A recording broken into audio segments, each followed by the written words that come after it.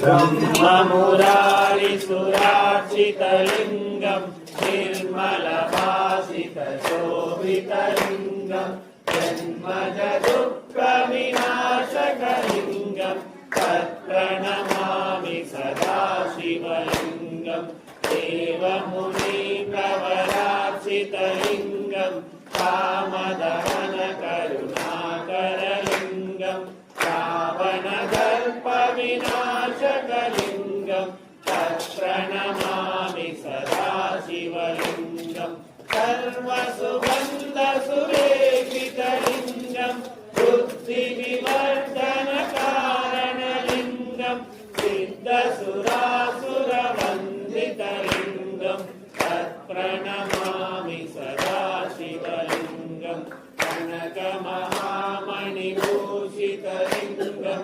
फणिपतिवेष्टितशोभितलिङ्गं दक्षसुयज्ञविनाशनलिङ्गं तत्प्रणमामि सदा शिवलिङ्गं कुङ्कुमचन्दनलेपितलिङ्गं पङ्कजहारसुशोभितलिङ्गं सञ्चितपापविनाशनलिङ्गं तत्प्रणमामि सदा शिवलिङ्गं देवगणार्चितसेवितलिङ्गं भावैर्भक्तिभिरेव च लिङ्गं दिनकरकोटिप्रभाकरलिङ्गं तत्प्रणमामि सदा शिवलिङ्गम् अष्टदलोपरिवेष्टितलिङ्गं सर्वसमुद्भवकारणलिङ्गम्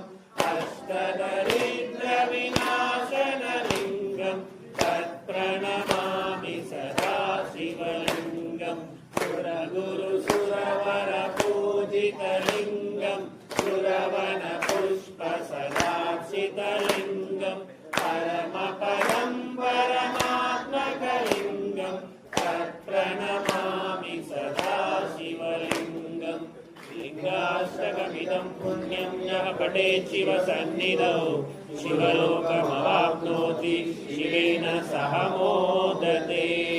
हर हर महादेव शम्भो।